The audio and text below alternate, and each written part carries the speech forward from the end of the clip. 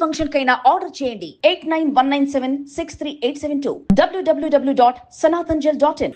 Arrest చేయబోయినట్టు viral arrest చేసామండి, arrest చేయబోవటం కాదు, కలెక్టర్ని అరెస్ట్ చేసి దానికి గ్రౌండ్ ఏమిటంటే తణుకు పట్టణం దగ్గర తేతలు అనే గ్రామం ఉందండి. ఇది 2024 వరకు కూడా అక్కడ అక్రమ పశు వధశాల ఒకటి పంచాయతీ అనుమతి లేదని ఆపిపెట్టింది అప్పుడు వైసీపీ ప్రభుత్వం.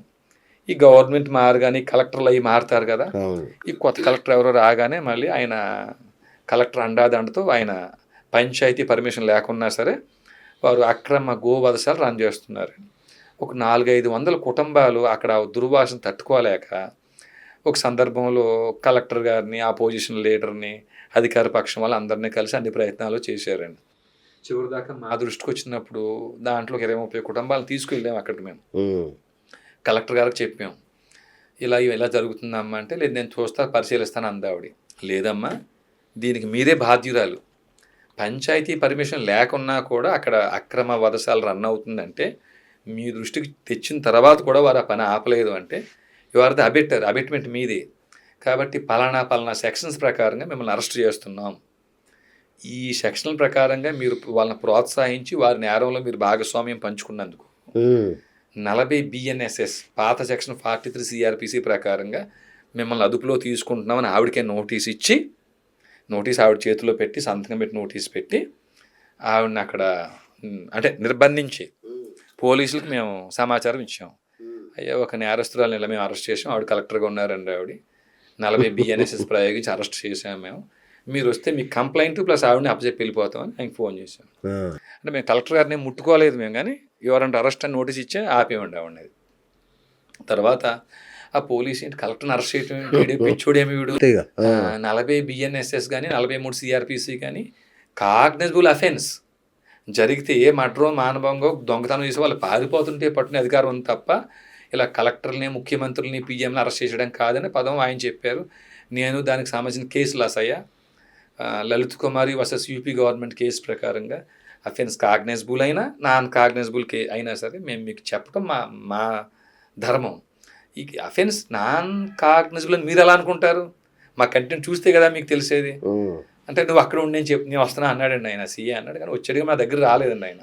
ఆ దూరంగా చూసే ఆ జిల్లా SP అక్కడ ఉన్నాడు, మాతో పాటు జిల్లా SP ఉన్నాడు. కలెక్టర్కే భయపడలేదు, మేము CAకి భయపడతామండి అక్కడ మళ్ళీ.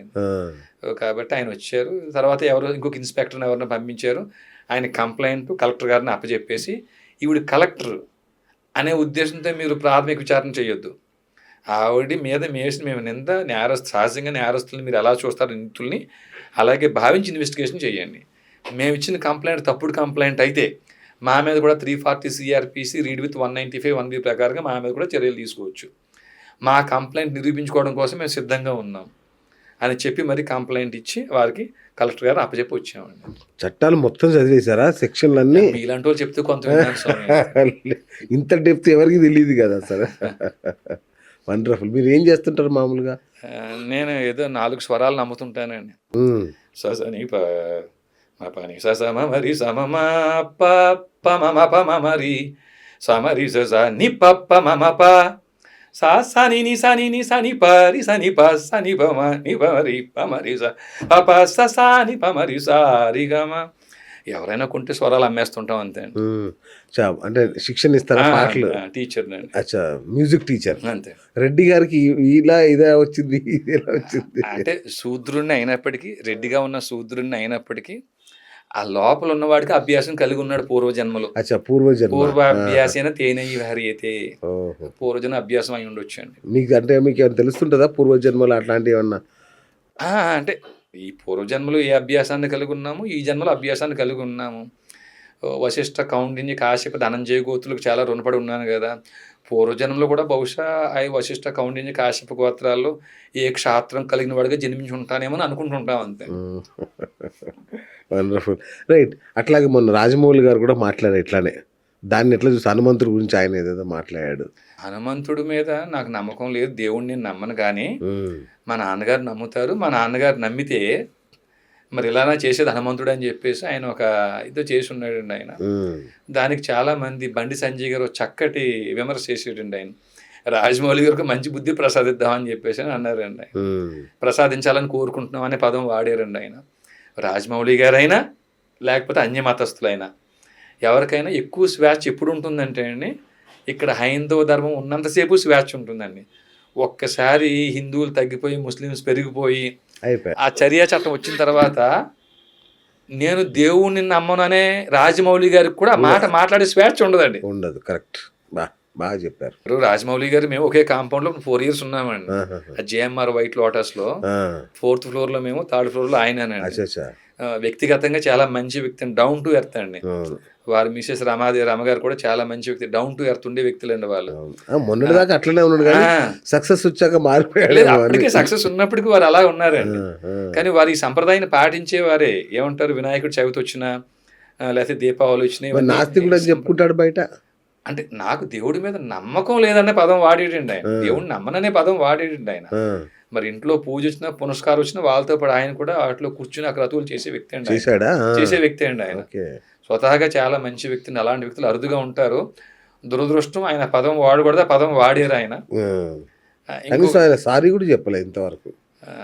అంటే ఇంకొకటి ఏంటంటే ఆయనకి సమాజంలో మంచి ఒక హోదా ఉన్న వ్యక్తి కదండి. అలాంటి వాళ్ళని మీద చెప్పించే ప్రయత్నం పెద్దగా ఎవరో చేయరండి, వాళ్ళని చేయరు. ఎందుకు చాలా గొడవ అయింది, చాలా మంది తిట్టారు, అవమానించి, అయినా కూడా ఆయన బయటికి రాలా. హ్మ్. అంటే వాళ్ళకి ఇప్పుడు ఈ సినిమాలు కూడా చూడండి, హ్మ్. వాళ్ళ ఇష్టానుసారం కథల్ని మార్చేస్తున్నారు. హ్మ్. హ్మ్. రామాయణ మహాభారతాలని హ్మ్. స్వేచ్ఛానువాదం చేస్తున్నారు. అవునండి. మరి వారు వ్యాపారం చేసుకోవడం కోసం కమర్షియల్ ఎలిమెంట్స్ ఎలా ఉండాలో అలా చేయటం అందరికి అలవాటు అయినట్టు ఆయనకు కూడా అలవాట్లో భాగంగా ఉండొచ్చండి. ఉమ్, నేను వ్యక్తిగతంగా అయితే అలాంటి దూషణ చేసే లక్షణం కలిగిన వ్యక్తి కాదండి ఆయన. ఉమ్, కానీ ఆ దురదృష్టం ఆ పని జరిగింది అక్కడ జరిగింది. ఉమ్. శివాజీది తప్పు లేదు, రాజమౌళిది తప్పు లేదు, ఏదో పొరపాటున అనేసారు అంతేనా? అంటే శివాజీ గారు దాంట్లోనేమో ఆయన వ్యక్తిగతంగా ఆ సామాన్ అనే మాట, ఒక మాట తప్పుడు మాట వచ్చినప్పటికీ ఉమ్, మిగతాదంతా కూడా మన అక్క చెల్లెళ్ళు, మన అమ్మలు, ఆడబిడ్డలు, మన కూతుర్లు, మన వారి గౌరవం గురించి ఆయన మాట్లాడాడండి ఆయన. సో దాంట్లో మనం ఆయన తప్పు పట్టక్కర్లేదు. ఉమ్, అన్వేషణ అయిన దాంట్లో అంటే అందరూ ఇప్పుకుంటారు ఇష్టాన్ని అనే మాట అయితే మాత్రం ముందు మనం ఆచరించి అవతలకు చెప్పాలి కాబట్టి దాన్ని కూడా మనం సమర్థించాల్సిందే మనం. అవునా? మరి అంతే కదండి. మనం ఇప్పుడు నేను పంచి కట్టుకోకుండా, నేను ఆ ధోతి అవి నేను ధరించకుండా, నేను మరి మిగతా వాళ్ళని మీరు ఏర్పాటు చేయండి, మీరు చేయండి అంటే ఎంతవరకు సబ్ అవుతుందండి? మీరు అన్వేష్ ఫ్రెండా మీరు? అట్లా లేదండి. నాకు ఆయన ఎవరో తెలియదు, మీరు చెప్తే వింటాను మళ్ళీ. షూరా? షూర్. ఎందుకో మీ ఇద్దరు క్లోజ్ ఫ్రెండ్స్ డౌట్ వస్తుంది. అన్వేష్ మీద ఈగా వాళ్ళని ఇవ్వట్లేదు, మీరు డౌట్ అట్లా వచ్చింది. లేదు స్వామి, అట్లా లేదు స్వామి. ముందు మనం ఆచరించాలి. మనం ఆచరించాలి. ఆచరించడం ఎవరికి చెప్తామండి మరి మనం? రోజు తెల్లవారుజామున 5 గంటలే నువ్వు వాకింగ్కి వెళ్ళు అని నాకు పిల్లలకి ఎట్లా చెప్తాను నేను చేయకుండా? సాయంత్రం 6 గంటలలోపు ఆహారం ముగించేయండి మీరు, మీకు ఆరోగ్యానికి మంచిది అని నేను ఎట్లా చెప్తాను? నేను ఆచరించాలి. నేనేమో 10 గంటలకి 11 గంటలకి పిజ్జాలు బర్గర్లు తిని నా పిల్లల్ని 6 గంటలకి ఆహారం కట్టేయండి అంటే ఎట్లా వీలు పడుతుందండి?